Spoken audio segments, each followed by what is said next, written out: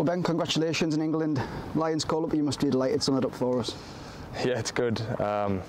We had the invitational game against the West Indies, which is sort of similar to this, I think, but obviously it's a Lions thing, which means a little bit more to me. And obviously, yeah, it should be a great experience against Sri Lanka. Tell us when you got the call up and who made the phone call.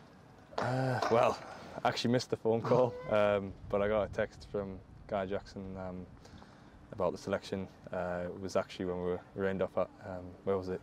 Radlett last week. Radlett, yeah, Radlett, so yeah. What was going through your mind at the time when you said you'd be playing or involved in an England Lions group? You mentioned the county 11, but this is one below the men's team, so it's pretty special. Yeah, it's good. I mean, everything's a good experience. Obviously, you'd love to be playing in the One Day Cup. Obviously, I've got my experiences from this, some good experiences from this, but obviously that's another step in the right direction for me. You mentioned it before, but this follows that county 11 selection. Tell us about that experience. How valuable was that, first of all?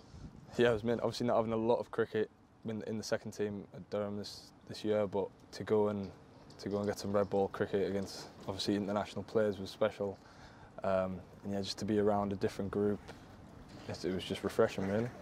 Being around a group, but captaining the group, that must be pretty special as well. Talk us through that. Yeah, it's good. I mean, there's not much different, but obviously it does feel a little bit different when you're doing it, which is good signs. I mean, yeah, it's a great experience. There's not much else I can say on that.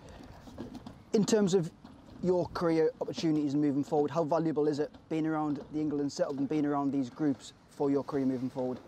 Yeah, I think it's massive, but obviously being around the first team for me now is great. Durham, the 2 winters I've been away with England, I feel like I've improved massively as a cricketer, and being a part of a Lions, just even this group the next week, will be massive for my career, and I think it's a good stepping stone for me.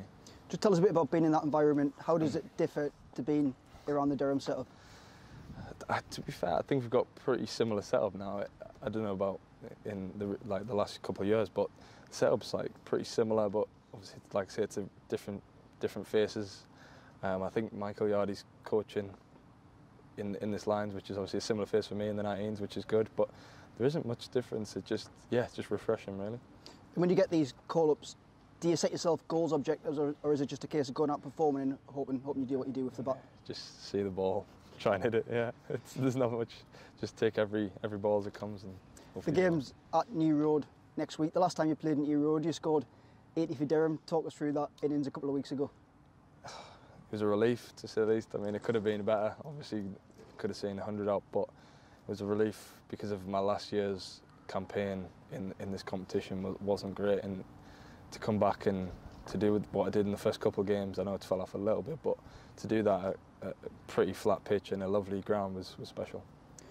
In terms of your performances so far, you mentioned that 80. How would you reflect on not just the One Day Cup campaign, but the seconds earlier in the season?